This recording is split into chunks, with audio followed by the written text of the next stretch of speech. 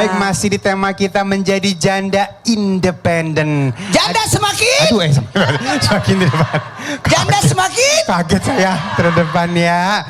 Emang begitu ya, janda semakin apa? Yang saya mau tanya, paham independen nggak? Bingung kan? Mandiri. Ya, kuat menghadapi hidup, tantangan ya, independen ya. Nih, kita mulai dulu cuplikan yuk. 1 bulan menikah ditinggal suami meninggal. Ya Allah, kita lihat dulu yuk. Allah, yang sabar ya. Ya, Masya Allah, ikhlas, harus ikhlas karena yang namanya takdir kita nggak pernah ada yang tahu ya. Nah, aduh, ini agak susah nih ngomongnya nih karena menurut Ali belum waktunya atau nggak akan kuat juga untuk move on ya karena kan butuh proses waktu. Tapi Ustadz mohon ilmunya nih, 1 bulan ditinggal, aduh lagi sayang-sayangnya, lagi cinta-cintanya, tapi akhirnya ditakdir harus jadi janda. Nah, gimana akhirnya di momen itu bisa jadi janda yang independen? Silakan Ustadz. Oh ya, makasih banyak. Izin Bunda Tuti, Bang Ali, Ustaz Sam, kepada semuanya, ketahuilah kita mengikuti takdir, betul tidak? Betul. Kita menjalani takdir. Gimana kalau ditakdirkan seorang wanita berstatus janda karena ditinggal meninggal oleh suami? Jadi ingat ya, janda itu ada 2. Janda ditinggal mati atau ditinggal meninggal. Ya, janda meninggal. Yang kedua, janda ditinggal hidup. Perceraian, dua-duanya cerai. Makanya ya, janda itu yang ditinggal meninggal bisa menikah lagi. Pertanyaannya, Ustadz, bagaimana bisa ikhlas menerima takdir untuk menjadi janda independen karena ditinggal mati? Catat ya di rumah, ada 5. Ada 5 ya. Buat semuanya, ketahuilah kalau ditinggal meninggal, tingkatkan keimanan. Imannya dijaga.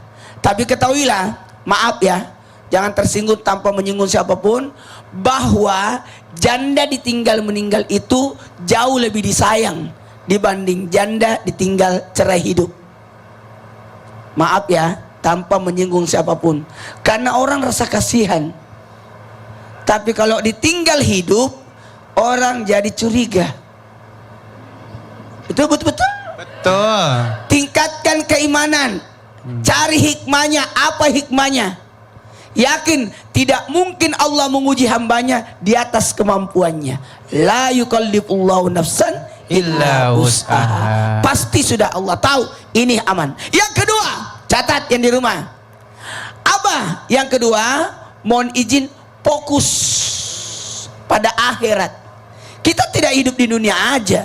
Ingat ya, ibadah yang tertinggi adalah baik sangka, dan dosa yang terbesar adalah bukan buruk sangka, putus asa. Oh, putus asa. Putus asa. Yang ketiga, mohon maaf, laksanakan amalan untuk suami. Sedekain, rawat anak-anaknya. Fokus itu aja.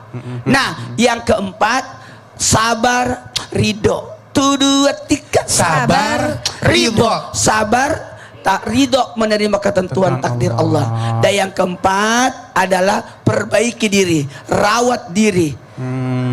Tidak boleh orang meratap, meninggal suami usang-usang, nggak boleh. Itu namanya meratap. Maka fokus perbaikan diri, kemudian lanjutkan kehidupan. Masya Allah, terima kasih Ustaz. Tepuk tangan dulu yuk.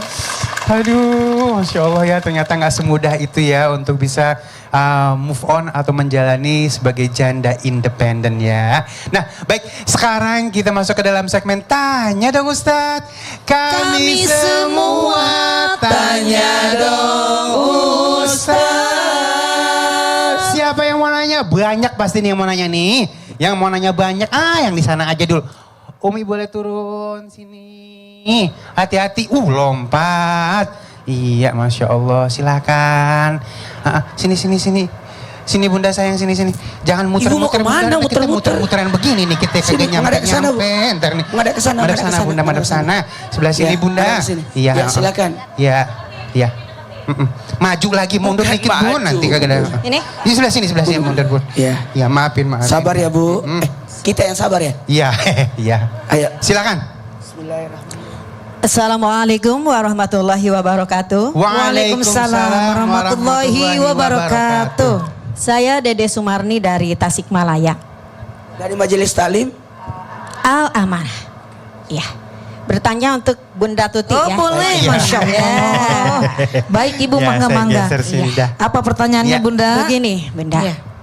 Banyak janda sekarang Ya. yang sekaligus mengambil dua peran, yaitu peran ibu dan ayah. Iya benar. Capek, bingung, lelah untuk membesarkan anaknya. Masya Tapi dia Allah. terus berjuang Yes. untuk yang terbaik bagi anaknya. Masya Allah. Pertanyaan saya, Boleh. nih, Apa? bagaimana Ya. pandangan Islam terhadap seorang perempuan yang memperjuangkan anaknya sendirian? Siap, Istilah ya. sekarang janda independen. Masya Terima kasih. Allah.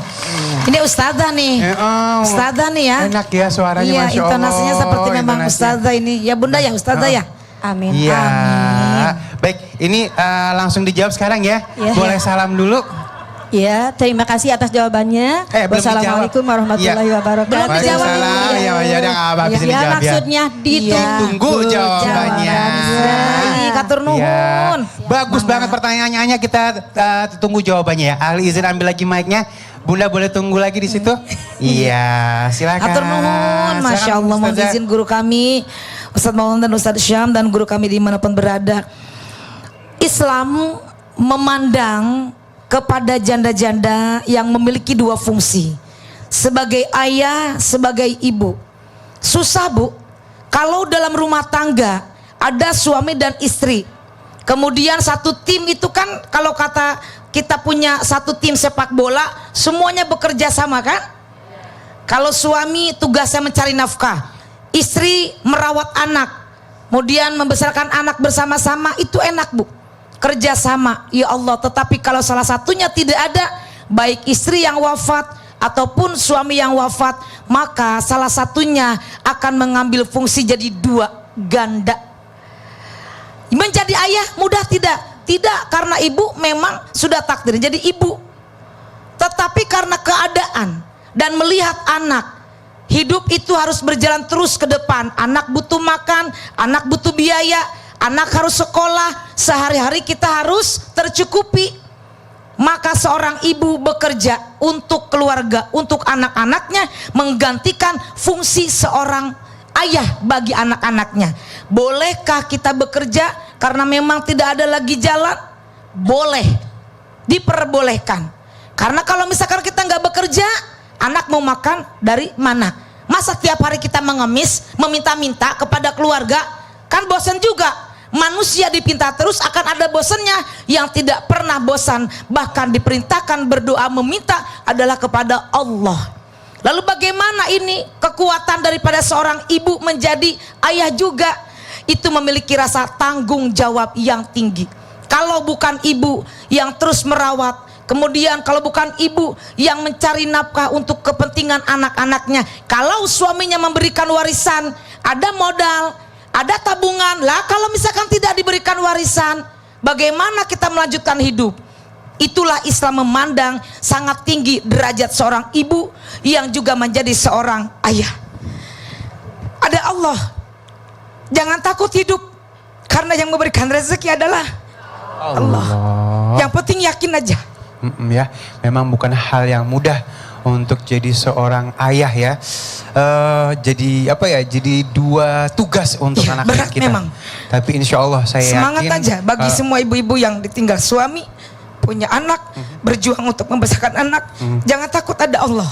Berusaha terus. Iya baik. Terima kasih Bunda. Ya, sama-sama. Masya Allah. Al-ajr ala qadril masyaqqah. Pahala itu berbanding lurus dengan beratnya ujian. Allah, tapi memang aku ngelihat ini bukan hal yang mudah, tapi aku yakin pasti bisa ya. Masya Allah ya. Nah baik sahabat-sahabatku yang ada di rumah, ini pasti kalau misalnya perpisahan ya, atau mungkin perceraian yang akhirnya menyebabkan jadi ada janda, ada duda. Ini ada yang dirugikan, yaitu Siapa itu? anak-anak. Oh, subhanallah. Kadang-kadang anak-anak kan merasa kehilangan sosok seorang ayah, ya, atau sosok seorang ibu, atau gimana ya bahasanya ya. Ini gimana untuk impact anak-anak ini? Madrasatul ula. Ibu itu adalah sekolah pertama. Sekolah itu biasanya untuk salah satunya menguatkan anaknya.